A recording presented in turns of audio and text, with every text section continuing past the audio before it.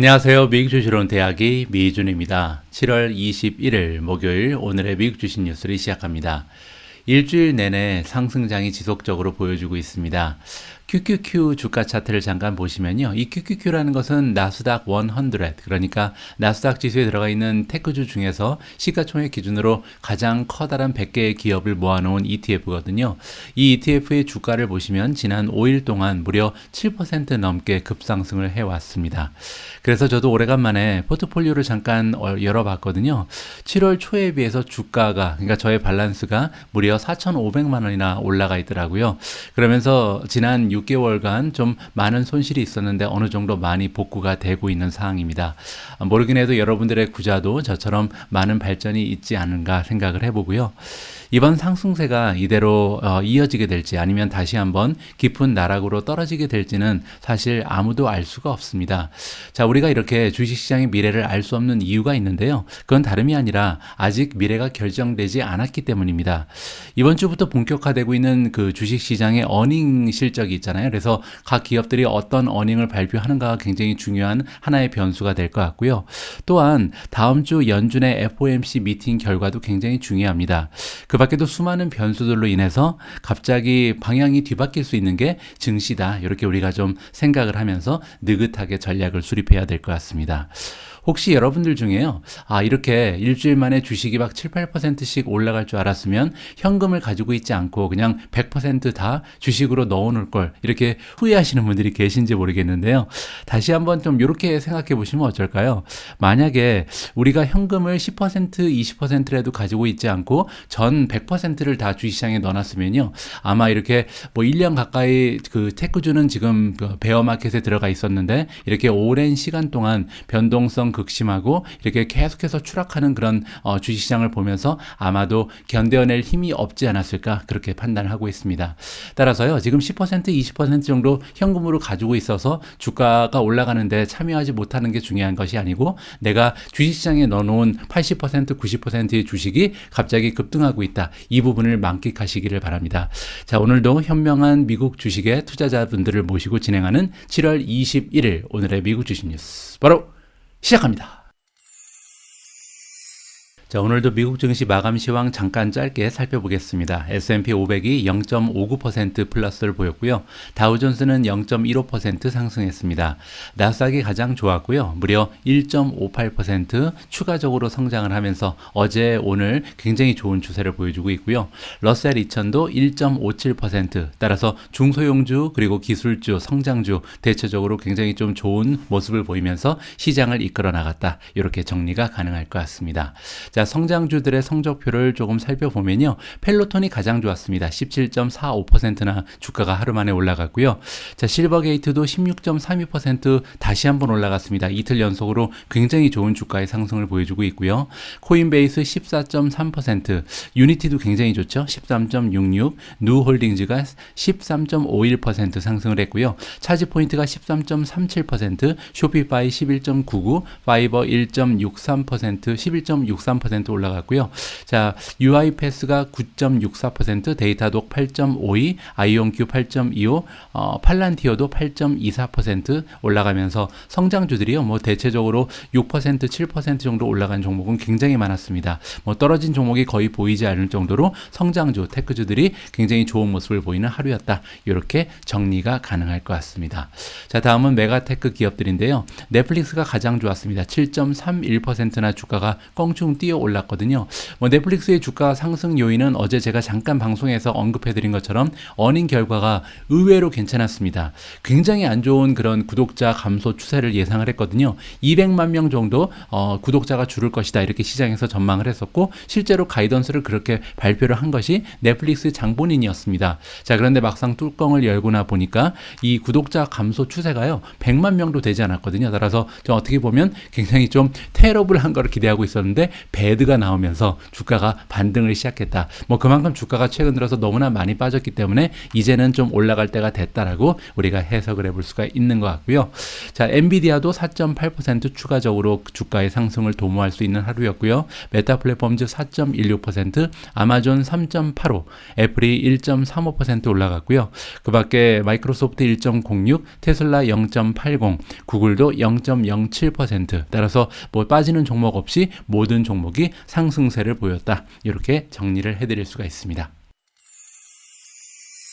뭐 이런 말이 있습니다. 주인공은 가장 마지막에 등장한다. 원래 가장 중요하고 좀 재미있는 거는 뒤로 좀 빼놓는 경향이 있잖아요. 근데 유튜버 입장에서 그렇게 하면 큰일 납니다. 다들 시청하다가 나가버리거든요. 그래서 오늘 역시도 가장 중요한 기사를 가장 먼저 선정을 했습니다.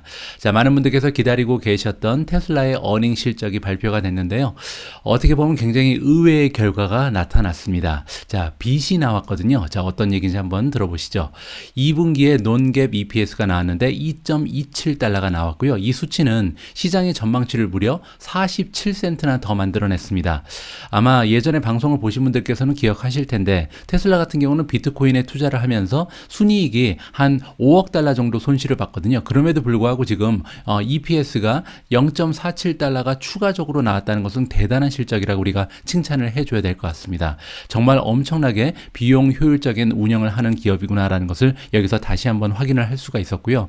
더욱 놀라운 부분은 매출입니다. 뭐 비용 같은 부분이야 어떻게 짜내기를 하면 되잖아요. 여러 가지 경영진이 실력을 발휘해서 잘 관리를 했다 이렇게 보면 되는데 사실 매출 같은 경우는요. 상하이 공장이 거의 한 달 가까이 문을 닫았습니다. 지금 우리가 1년치의 결과를 보는 것이 아니고 3개월의 결과는 보는 거잖아요. 따라서 2분기 즉 3개월의 결과를 바라보고 있는데 그중에 1개월을 완전히 거의 뭐 포기를 한 상태에서 2개월의 실적이나 다름이 없죠. 자, 그런데 이 2개월 동안 매출이 16.93빌런이 나왔고요. 이 수치는 지난해 매출과 비교해서 무려 41.6%가 급등을 해버렸습니다. 자, 테슬라는요, 우리가 원하는 성장의 추세는 매년 50% 성장하는 거다. 이렇게 얘기해 왔거든요. 자, 그런데 한 달 동안, 거의 한 달 동안 지금 상하이 공장, 가장 커다란 공장, 지금 어떻게 보면 수출까지 담당하고 있는 수출의 허브가 한 달간 문을 닫았는데 그럼에도 불구하고 41.6%라는 매출의 신장을 보인 거는요, 정말 대단한 잠재력이다라고 우리가 좀 혀를 내둘 정도로 좋은 실적입니다. 자, 그래서 매출이 지금 시장의 전망치랑 인라인이다, 맞아 떨어졌다, 이렇게 정리가 가능하죠. 따라서 최악의 그런 상황이 왔는데도 불구하고 여기서 빚을 보이고 그리고 인라인을 보이고 절대 이제 실패하지 않는 그런 승자의 모습을 보여주는 테슬라였다, 이렇게 정리가 가능합니다. 한 가지 약한 부분이 있었는데요, 바로 그로스 마진입니다. 27.9%, 뭐 이렇게 자동차 기업이요, 사실 총이익률이 27.9%가 나오는 것은 테슬라가 유일합니다. 그럼에도 불구하고 이게 약세를 보였다고 얘기하는 이유는 뭐냐면 2022년 1분기에는 32.9%가 나왔었거든요. 따라서 전분기에 비해서 소폭으로 좀 하락한 것은 사실이고요. 자, 그리고 작년하고 비교하면 거의 비슷하죠. 28.4%에서 27.9%로 소폭 하향 추세를 보였습니다. 카펙스에 사용한 돈은 1.73빌리언으로 그 전분기랑 비교해 보면요, 거의 비슷한 추세를 보였고 1년 전과 비교해서는 더 많이 썼죠. 그래서 카펙스를 억지로 좀 쥐어짜지는 않았다, 이렇게 볼 수가 있고요. 중요한 곳에 투자는 계속하고 있는 것 같습니다. 자, 프리 캐시플로우가 621밀리언, 따라서 1분기에 비하면 좀 형편없이 많이 떨어졌죠. 지난 분기에는 2.23빌리언이라는 굉장히 좋은 현금 흐름을 만들어냈는데 이번에 현금 흐름이 많이 줄었습니다. 자, 그래도 1년 전과 비교해서 비슷한 수준이다. 여기까지 정리가 가능하고요. 자, 가장 미스테리 같은 부분이 바로 이 여기였잖아요. 과연 이렇게 상하이 공장이 한 달 가까이 문을 닫았는데 어떻게 매출이 42%나 작년 대비해서 성장할 수 있었을까? 여기에 대한 해답이 여기 써 있습니다. 자, 첫 번째로요, 일단 자동차 판매 수가 작년보다 좋았다. 이게 첫 번째 이유고요. 자, 두 번째 셀링 프라이스입니다. 따라서 판매 대수가 생각보다 좀 많이 줄었죠. 그래서 어쩔 수 없이 가격을 상승시켰습니다. 제가 여러 번에 걸쳐서 여러분들께 말씀드렸지만 지금같이 인플레이션이 계속해서 좀 치솟는 그런 시대에 있어서 가장 중요한 것은요, 가격 결정권입니다. 그래서 이 물가의 상승 추세를 그냥 소비자한테 전가하는 기업이 이런 어닝 실적에서 강세를 보일 가능성이 굉장히 높다라고 말씀을 드렸고, 테슬라는 마이크로소프트와 더불어서 가장 강력한 가격 결정권을 가지고 있는 이런 기업이라고 저는 생각하고 있고요. 자, 마지막으로 여기 보시면 비즈니스 중에 이 other parts, 그러니까 그냥 부품을 판매하는 그 비즈니스 부분이 있는데 여기에서 성장이 굉장히 좋았다라고 설명을 친절하게 해주고 있습니다. 따라서 이렇게 세 가지 분야에서 이 상하이 공장에서 아무래도 생산량도 줄어들고 그리고 이제 판매 대수도 줄어들었는데 그 부분을 커버를 할 수 있었다라고 우리가 생각을 하면 좋을 것 같고요. 어쨌든 상대는 일론 머스크가 맞았습니다. 그래서 저 같은 경우는 사실 테슬라의 주가가 700 밑으로 떨어졌을 때 한 650까지 떨어졌었잖아요. 그때 그거보다 조금 더 떨어지길 바라면서 욕심을 잔뜩 부렸죠. 그래서 매수하지 않고 기다렸는데 결국은 이 700 이하로 다시 떨어지는 경우가 찾아올까 조금은 좀 걱정되는 부분입니다. 테슬라는 정말로 많이 사고 싶거든요. 근데 이번에 굉장히 좀 오래간만에 찾아온 기회를 놓친 것이 아닌가 개인적으로 후회가 막심합니다. 자, 오늘은 어닝 결과 발표가 하나 더 있었습니다. 바로 ASML인데요. ASML은 네덜란드 기업입니다. 그래서 미국 증시가 오픈하기 전에 이미 어닝 결과가 나와 있었거든요. 따라서 이 주가 2.23% 정도 주가가 상승했는데 어닝 결과가 이미 반영된 것이다. 이렇게 살펴보실 수가 있습니다. 자, 2분기에 갭 EPS가 3.54 유로가 나왔고요. 자, 매출 같은 경우는 5.4 빌리언 유로. 이 수치는 지난해랑 비교했을 때 35%나 급등을 한 굉장히 좋은 성적표가 발표가 됐습니다. 시장의 전망치보다 50밀리언 유로 정도를 더 만들어냈다. 이렇게 보시면 되고요.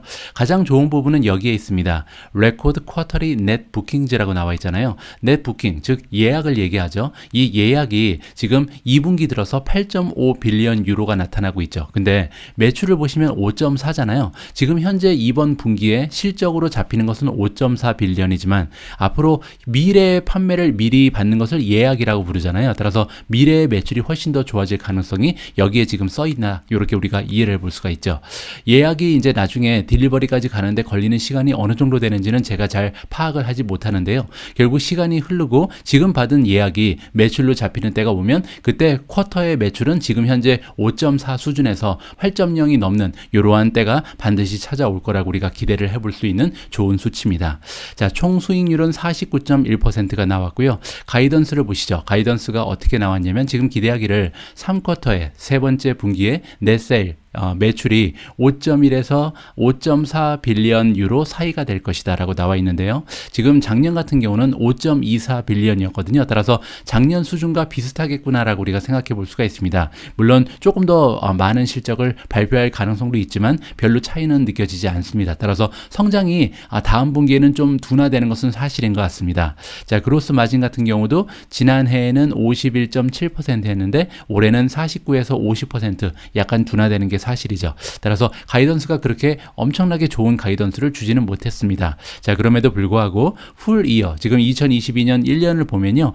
그 레비뉴의 성장이 10% 정도가 될 거라고 얘기합니다. 지금 에스티메이트 그로스니까 성장 예상치는 8%였거든요. 따라서 8% 예상치를 넘어서는 10% 정도의 성장은 이제 아직까지도 보여줄 수 있다. 지금 뭐 리세션이 온다, 뭐 반도체 부족 현상이다, 장비 공급이 안 된다, 부품이 모자르다, 인플레이션이다. 너무나 어려운 그런 상황이긴 하지만 그래도 적어도 10%는 성장하는 기업이 ASML이다. 이렇게 정리를 해드릴 수가 있을 것 같습니다. 자, 다음으로 준비된 기사는요. 시장의 예측에 관련된 소식인데요. 불과 2주 전만 해도 제가 한 10개 정도의 기사를 읽으면요. 그중에 한 5개의 기사는 앞으로 시장이 20% 더 떨어진다, 30% 더 떨어질 것이다, 10% 이상 더 떨어질 것이다. 이렇게 굉장히 우울한 전망만 가득 차 있었습니다. 자, 그런데 불과 2주 만에 완전히 그 분위기가 반전이 돼버렸거든요. 그래서 최근에는 대부분의 기사가 이제 반등을 한다, 뭐 바닥을 찍었다, 이제 최악은 끝났다. 이런 그 기사로 넘쳐나고 있습니다. 굉장히 재미있는 게 미국 주식시장이다. 이렇게 볼 수가 있는 것 같고요.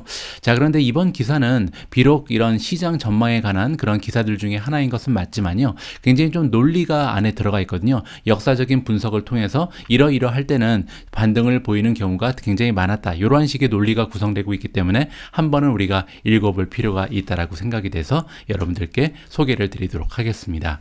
자, 최근 들어서 모멘텀, 주가 주가의 힘이 굉장히 좋잖아요. 그래서 주식의 힘이 너무나 좋기 때문에 트리거를 했다. 이게 하나의 그 촉진제가 됐다. 이렇게 좀 얘기하고 있는데 어떠한 것을 촉진시켰냐면 역사적으로 봤을 때요. 실패의 가능성이 없는 굉장히 좀 안전한 사인이 하나 나타났다. 그리고 이 사인이 의미하는 것은 뭐냐면 베어마켓이 이제 끝났다라고 이 사인이 이야기를 해준다고 합니다. 자, 이 사인에 대해서는요. 사실 이 트위터를 보면서 직접 이야기를 해드리는 게 나을 것 같습니다. 제가 찾아놨거든요. 바로 여기 있습니다.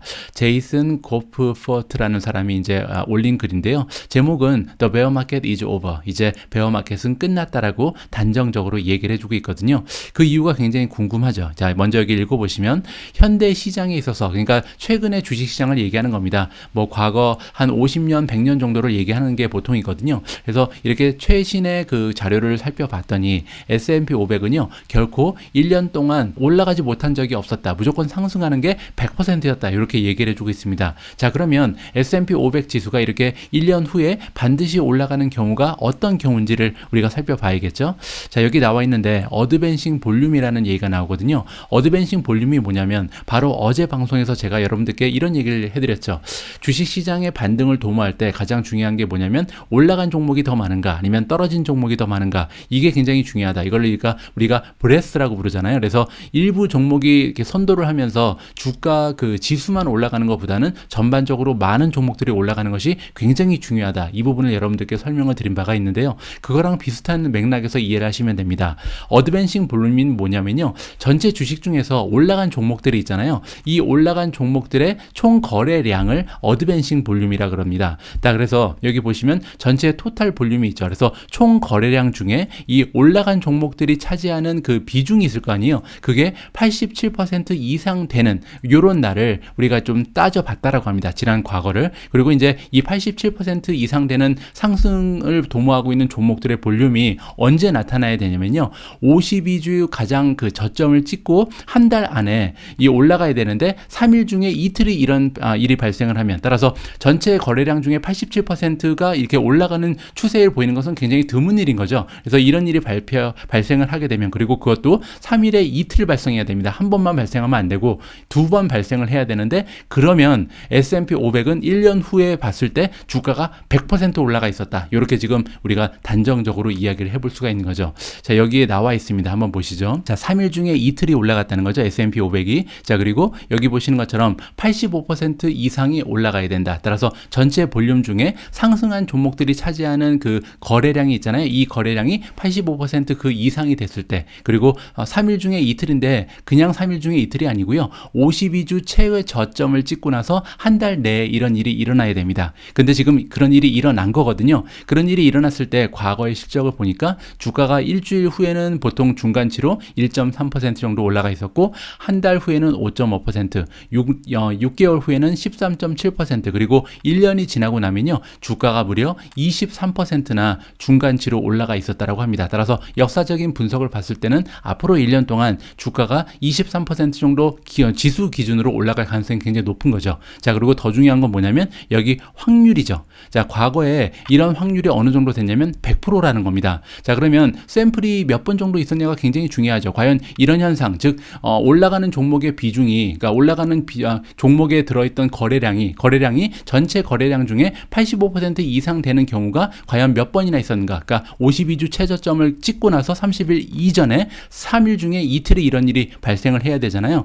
조금 더 내려가서 봤더니 1940년 이후에요. 24번 이런 일이 있었다고 합니다. 따라서 뭐 굉장히 좀 자주 있는 일은 아니죠. 24번 과거 한 80년 동안 일어난 일인데 이 24번을 분석해 보니까 단 한 번의 예외도 없이 1년 후에는 주가가 올라가 있었고 어느 정도 올라가 있었냐면 평균적으로 23% 정도 올라가 있었다. 이렇게 정리를 해드릴 수가 있습니다. 뭐 재미 요소로 그냥 함께 하시면 좋을 것 같은데 어쨌든 우리가 바라볼 때 역사적으로 봤을 때는 지금 분위기가 정말 좋구나라는 것은 확실한 것 같습니다. 자, 다음으로 전해드릴 소식은요, 월가의 추천 주식 순서입니다. 자, 여기 나와 있는 10개의 주식을 지금 투루이스트라는 투자 기관에서 추천해주고 있거든요. 스토리 부분을 잠깐 살펴보시죠. 자, 투루이스트가 지금 굉장히 많은 주식에 선택을 하고 우리랑 공유를 해주고 있다라고 나와 있고요. 이 주식들의 특징은 뭐냐면 앞으로 back half of the year니까 하반기를 얘기하는 겁니다.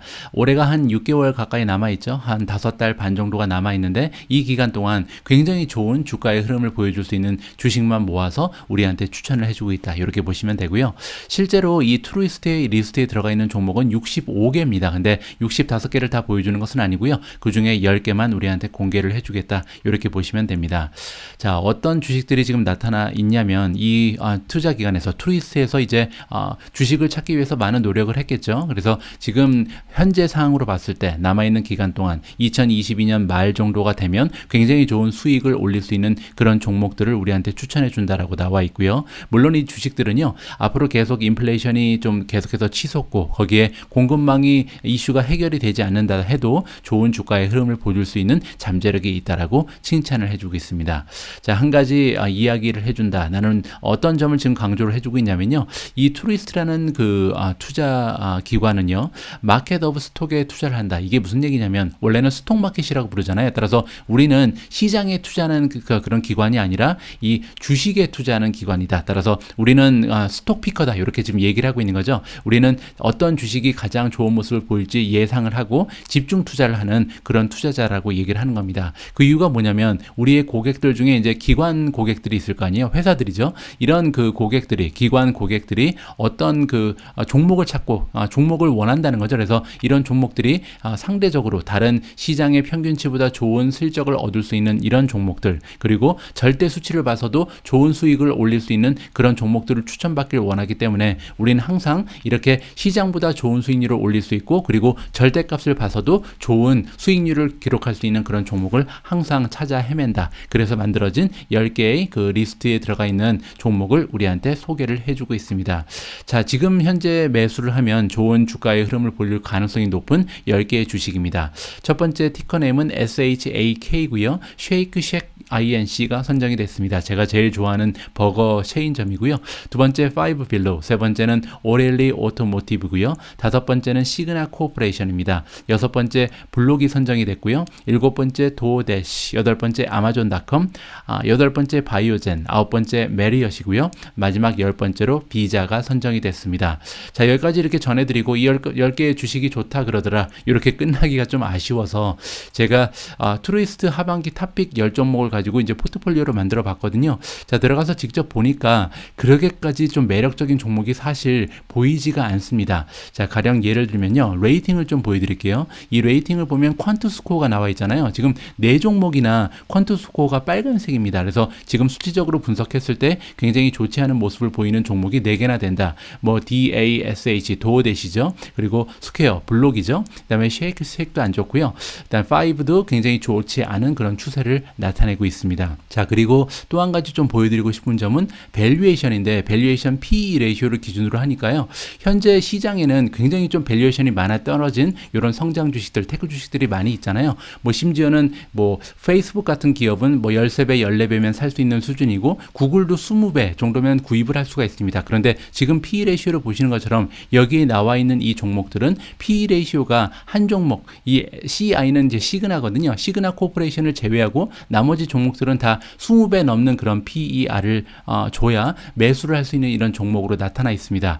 따라서 제가 볼 때 지금 현재 구글을 이 정도보다도 싸게 살 수 있는데 과연 구글의 성장세를 이 종목들이 따라올 수 있겠는가? 이렇게 지금 상대적으로 비교가 되잖아요. 따라서 밸류에이션으로 봐서도 그렇게 좋은 모습을 보이는 주식은 없다. 이렇게 설명을 드릴 수가 있고요. 뭐 예를 들어서 여기 하나만 더 볼까요? 수익률을 한번 볼까요? 수익률을 보시면 여기 나와 있습니다. 넷인컴 마진으로 보면 한 종목 지금 비자만 51%를 보이고 있고 메리엇도 37, 뭐 그 밖에는요 그렇게 눈에 띄는 엄청나게 좋은 수익률을 발휘하고 있는 그런 종목들은 보이지 않고, 심지어는 아직까지 적자에 시달리는 그런 종목들도 포함이 돼 있죠. 이 부분도 우리가 한번 생각해 볼 문제고요. 성장률을 보면 더 심각합니다. 왜냐하면 지금 성장률 레비뉴로 보면 포워드를 보시죠. 앞으로 1년 동안 성장세를 보니까요 한 3종목만 30% 이상 올라갈 가능성이 있고, 나머지는 26, 23 그리고 그 밑으로 떨어지면요. 성장세도 그렇게 좋지가 않거든요. 따라서 밸류에이션으로 봐도 그렇고 성장세로 봐도 그렇고 수익률로 봐도 그렇고 뭐 그렇게 그저 그런 주식들이 지금 추천이 되고 있다라는 결론에 이르게 됐거든요. 따라서 제가 봤을 때는 여러분들 이런 기사에 이렇게 금방 혹하시면 안 되고요. 실제로 여러분들께서 하나하나 좀 수치적인 분석을 하시고 나서 정말 이 종목은 추천을 받을 만하다 이런 확신이 들으실 때만 좀 추가적으로 매수를 한다든지 아니면 새롭게 매수를 한다든지 이런 결정을 굉장히 중요한 결정이니까 신중하게 하셨으면 합니다. 자, 오늘 마지막으로 준비된 기사는 애플에 관련된 소식을 준비해 봤는데요. 자, 일단은 2019년 1월 8일자의 기사 하나를 잠깐 소개해 드리겠습니다. 뭐 2년도 더 된 기사잖아요. 자, 이렇게 오래된 기사를 여러분들께 소개해 드리는 이유가 뭐냐면 이때 그 애플의 CEO 팀 쿡이요. 굉장히 의미심장한 인터뷰 내용을 남겼거든요. 자, 그때 CNBC 인터뷰에서 팀 쿡이 뭐라 그랬냐면 이 CNBC에서 물어봤습니다. 나중에 시간이 지나고 나서 애플이 남긴 가장 커다란 인류의 공헌이 뭐가 될 것인가 이런 질문을 했거든요. 그때 이제 팀 쿡이 뭐라 그랬냐면 나중에 돌아봤을 때 애플이 우리 인류를 위해서 가장 커다랗게 공헌한 부분은 아마 헬스케어가 될 것이다 라고 대답을 했습니다. 뭐 지금까지도 아직 애플이 헬스케어 쪽에는 그렇게 두각을 나타내지 못하고 있잖아요. 사실 아마존에 비해서도 오히려 약간 뒤처지는 모습인데 자, 그럼에도 불구하고 그렇게 팀 쿡이 장차 애플은 헬스케어에 공헌한 기업으로서 좀 기억에 남을 것이다. 이렇게 이야기한 이유가 있겠죠. 그래서 앞으로도 우리가 이 애플 관련해서 헬스케어에 관련된 그런 기사가 나타나게 되면 관심을 가지고 좀 읽어볼 필요가 있습니다. 자, 오늘 그 첫 번째 순서가 준비가 되어 있고요. 자, 이번 기사를 보시면 레포트 하나가 발표가 됐습니다. 근데 이 리포트에서 어떠한 점을 강조해주고 있냐면 헬스케어 그리고 피트니스 쪽에 어떠한 그 추세를 보이고 있는지 우리가 어떠한 발전을 보이고 있는지 자랑을 좀 해놨다. 이렇게 우리가 볼 수가 있거든요. 자, 자세한 내용을 한번 읽어보시도록 하겠습니다. 자, 애플이 새로운 리포트를 릴리즈했다. 발표를 했다는 거죠. 자, 그리고 이 리포트에서는 자랑을 좀 했습니다. 그래서 홍보를 했는데 헬스 쪽 그리고 피트니스 쪽에 어떠한 능력을 가지고 있는지 자랑질을 좀 했고요. 자, 어떤 점을 강조하고 있냐면 헬스 쪽 그리고 이제 그 아이폰하고 애플 워치에 들어가 있는 여러 가지 특징적인 그 기능이 있잖아요. 이 기능들을 소개를 했다. 이렇게 보시면 될 것 같습니다. 그뿐만이 아니라 굉장히 다양한 그 의료계 커뮤니티랑 함께 손을 잡고 일하고 있다는 점도 강조를 했다라고 합니다. 자, 이 리포트가 59쪽에 이르는 리포트라고 써 있어요. 그래서 제가 한번 찾아봤거든요. 그래서 읽어볼 만한가 봤더니 글씨가 너무 작습니다. 지금 보시는 것처럼 59쪽이 문제가 아니라 한쪽을 읽는데도 좀 시간이 오래 걸릴 것 같아서 제가 제 능력으로는 이렇게 빠른 시간에 그 섭렵을 하기가 어렵더라고요. 그래서 이 레포트를 읽어보는 것은 좀 포기를 했고요. 대신 링크가 여기 있는데 이 링크를 좀 제가 그 설명란에 걸어 놓도록 하겠습니다. 관심 있으신 분들은 한번 읽어보시면 될 것 같고요. 자, 이 59쪽짜리 리포트에는 컴프레hen시브 뷰니까 굉장히 종합적인 그 관점이 기술이 돼 있다. 그래서 이제 애플이 이 헬스케어 쪽에서 어떠한 모습을 보이고 어떠한 방향으로 나가고 어떠한 노력을 할 것인가가 여기에 어느 정도 좀 윤곽이 드러나지 않을까 이렇게 우리가 기대를 해볼 수가 있는 거겠죠. 자, 여기 나와 있는 것처럼 종합적인 뷰인데 어떤 뷰냐면 이 테크 자이언트 애플이 어디로 향하고 있는지 그래서 접근을 어떻게 하고 있는지 헬스케어 쪽에 어떠한 방향성을 잡고 있는지를 설명을 해주고 있고요. 그리고 여기에 있어서 지금 어느 정도 진보하고 있는지 어떠한 일을 하고 있는지도 자세히 기술이 되어 있다라고 합니다. 자, 우리의 비전, 우리가 이제 미래에 이루고자 하는 모습이 비전이잖아요. 자, 어떤 비전이냐면 사이언스의 바탕을 둔 따라서 과학적인 바탕을 이룬 테크놀로지를 이루는 것이 그들의 목적인데요. 이 테크놀로지를 가지고 뭘 할 거냐면 사람들에게 도구를 안겨주겠다. 이제 이퀴먼트는 장비잖아요. 따라서 우리 같은 소비자들이 장비를 가지게 된다. 이 장비를 가지고 우리가 뭘 할 수 있냐면 여러 가지 다양한 정보를 취득할 수 있고 그리고 여기 보시면 인텔리전트 가이던스라는 말이 나오는데 뭐 그냥 인공지능 비슷한 거라고 생각하시면 됩니다. 굉장히 똑똑한 가이던스, 우리를 가이드해 줄 수 있는 존재가 생기는 거잖아요. 따라서 애플이 제공하는 뭐 와치가 될 수도 있을 거고 아니면 인공지능을 탑재한 뭐 모바일폰이 될 수도 있을 거고 이러한 것에 우리가 힘을 얻어서 이 우리 자신의 헬스를 돌볼 수 있는 이러한 시대가 오고 있다. 이렇게 보시면 되겠죠. 따라서 우리 자신이 더 이상 패신저가 아니다. 패신저는 이제 승객이란 뜻이잖아요. 따라서 운전석에 앉지 못하고 운전석에 앉지 못하는 다른 승객을 패신저라고 부르는데, 사실 우리 인생에 있어서 가장 중요한 것이 건강인데 우리의 건강을 우리는 아직까지도 패신저의 입장에서 관리를 하고 있다. 왜냐면 여러분들이 이제 의사 선생님 만나러 갈 때 약간 두렵지 않나요? 뭔가 작아지는 느낌. 왜냐면 아는 게 너무 없기 때문이죠. 그래서 의사 선생님 앞에만 가면 무력해지는 게 보통 사람들의 모습인데, 애플은 이걸 해결해 주겠다는 겁니다. 자, 애플이 원하는 것은 뭐냐면 우리 같은 보통 사람들이 단호하게 드라이버 시트에 앉을 수 있게, 운전석에 앉을 수 있게끔 도와주겠다는 겁니다. 그러기 위해서는 여러 가지 중요한 정보들을 우리가 획득할 수 있어야 되고, 그리고 이 정보를 바탕으로 해서 어떠한 액션을 취할 수 있는 그런 인사이트를 가질 수 있어야 되잖아요. 그만큼 아는 게 있어야 된다는 얘기죠. 그래서 그러한 역할을 도와주겠다라고 굉장히 커다란 야망을 표시를 해주고 있습니다. 자, 애플은 계속해서 일을 해왔다. 확실하기 위해서 열심히 일을 했는데요. 뭐를 확실하게 하고 싶으냐면 애플 와치라든지 아이폰이 굉장히 안전한 장소가 될 수 있게끔 노력을 해왔다. 뭐 최근 들어서 프라이빗 폴리시를 굉장히 강력하게 구축을 해오는 모습을 우리가 볼 수가 있었죠. 그렇기 때문에 메타 플랫폼즈 같은 기업이 많은 손실을 봤잖아요. 자, 이런 얘기를 해주고 있는 겁니다. 왜냐하면 그 안에 뭐 아이폰이라든지 애플 와치 같은 데다가 이제 우리의 건강 기록이라든지 의료 인포메이션, 의료 기록 같은 것도 다 기록이 남는 거잖아요. 따라서 보안 문제가 가면 갈수록 점점 중요해지기 때문에 많은 노력을 구가해 왔다라고 설명을 해주고 있고요. 애플 와치 같은 경우는 또한 어떠한 그 기능을 가지고 있냐면 인텔리전트 가디안으로 우리가 활약을 하고 있다. 가디안은 이제 보호자란 얘기거든요. 따라서 굉장히 똑똑한 보호자가 생긴 거예요. 그래서 우리의 건강을 관리해주는 하나의 이렇게 가이드가 생겼다. 이렇게 우리가 이해를 해볼 수가 있죠. 그래서 우리 개인의 건강을 책임져 준다라고 보면 되고요. 또한 이런 특성들을 계속해서 제공을 하면서 우리가 매일매일 우리의 건강을 스스로 돌볼 수 있게끔 좀 이끌어주는 역할을 하고 있다. 자, 그뿐만이 아니죠. 여러 디벨로퍼들, 그 소프트웨어라든지 애플리케이션을 개발하는 그런 개발자들이 있잖아요. 이런 개발자들이 계속해서 헬스랑 피트니스 관련된 애플리케이션을 개발하고 이 애플의 플랫폼에 삽입할 수 있도록 굉장히 좀 길을 터주고 있다. 이렇게 우리가 이해를 해볼 수가 있습니다. 따라서 가면 갈수록 다양한 애플리케이션이 등장을 하면서 우리 스스로 건강을 책임지고 우리의 피트니스에 많은 노력을 할 수 있는 재미 요소도 추려지고 저 중요성이 점점 강화되고 있다. 이렇게 볼 수가 있는 거죠. 자, 애플은 또한 뭐라고 얘기해주고 있냐면 이 그들이 구축하고 있는 그 Watch OS 9 그리고 iOS 16 이제 운영 체제라고 부르는 거죠. iOS 16은 이제 스마트폰을 운영하는 운영 체제고요. Watch OS 9이라는 것은 이 애플 와치를 운영하는 운영 체제입니다. 이 안에 이제 운영 체제 위에다가 애플리케이션이 들어가는 거잖아요. 근데 이 운영 체제에 17개의 분야가 있다. 그래서 헬스 그리고 피트니스 관련된 17개의 분야가 그 안에 존재를 한다라고 합니다. 자, 그리고 데이터의 종류는요, 무려 150개의 타입이 있다. 따라서 정말 다양한 의료 관련된 정보, 의료 관련된 그 자료들이 이 안에 올라가 있다는 것을 우리가 한눈에 볼 수가 있는 거죠. 그래서 여기에 관련된 여러 가지 헬스 애플리케이션이 있고요. 자, 그리고 무려 800개가 넘는 의료 관련 기관들이 지금 아이폰에 헬스 관련된 그 기록들을 제공을 하고 있다라고 합니다.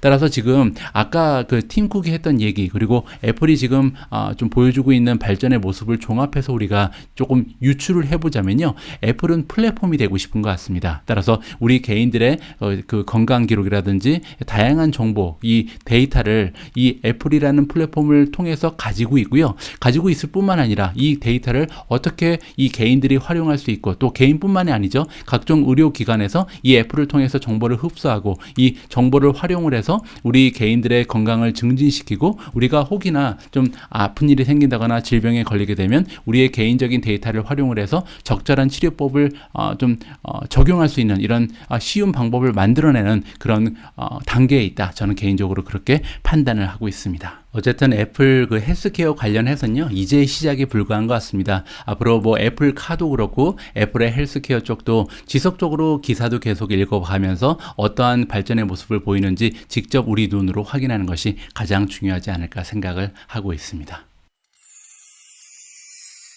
자, 7월 21일 오늘의 미국 주식 뉴스 자막 영상입니다. 자, 오늘도 오미준님과 함께 준비한 자막 영상의 주인공은요, 제니 해닝턴입니다. 자, 지금 화면에 등장한 이 전문가고요. 제니 해닝턴을 제가 좀 기억을 해보면 2021년 말부터 2022년 초까지 이 테크 주식이 굉장히 많이 떨어지기 바로 직전에 굉장히 좀 우울한 전망을 많이 얘기를 해줬거든요. 따라서 어떻게 보면 이 테크 주식의 앞날을 굉장히 정확하게 짚어낸 그런 전문가 중에 한 명이 바로 제니 해닝턴이었습니다. 따라서 이분의 말씀을 좀 귀를 기울여서 들어볼 필요가 있죠. 자, 그런데 다행인 점은 뭐냐면 이분이 지금 뭐라고 얘기하고 있냐면 바닥은 찍었다. 이제는 최악의 상황은 넘어갔다. 이제는 상승할 일만 남았다라고 좀 긍정적으로 방향성 있는 이야기를 해주고 있습니다. 자, 직접 제니 해닝턴의 이야기를 여러분들께서 좀 시청을 해보시면 좋을 것 같습니다. 오늘 제가 준비한 내용은 여기까지입니다. 이번 방송 함께 해주신 모든 분들께 의미 있고 즐겁고 행복한 하루가 펼쳐지기를 멀리서나마 기원해 드리도록 하겠습니다. 저는 다음 방송에서 다시 인사드리겠습니다. 우리 모두가 미국 주식 투자로 은퇴하는 그날까지 다 함께 화이팅입니다. 행복한 하루 되세요. 감사합니다. Jenny, right? We got all three of the majors above their 50-day moving average for the first time since April. You've got Bitcoin at fresh highs since mid-June. Is there momentum for the bulls? Can it last? I think it can last. One of the things that I've been thinking about a lot is magnitude and the nuance of can it last. So when I say I think it can last, this does not mean I think that we're going to ricochet off the bottom. I don't think we're in the land of what do they call it, like alphabet-shaped recoveries, K-shapes, V-shapes. I think we might bump along, and I think we'll build, but I think it can last. So when I say that, I think, if we're up 6% from here, 5%, fantastic. Do I think we could float back down a little bit? Yeah, but I do think the worst is probably behind us. You've been one of the more optimistic than most on the panel, and this newfound momentum is maybe built on that. Maybe things are not as bad as we thought. I think that's exactly. Earnings they're not great, but they're certainly not blowing up in our face like the worst of the projections thought they might. Thus far, a long way to go. And so I think it's interesting because I come at that with a purely fundamental perspective, right? I'm not a technician. I don't understand charts. I don't look at charts. But the reason that I turned a little bit more positive about a month ago, almost exactly, right, middle of June when we hit that down 24%, was because I was looking at the market and I was saying to myself things like American Eagle that I bought in my portfolio.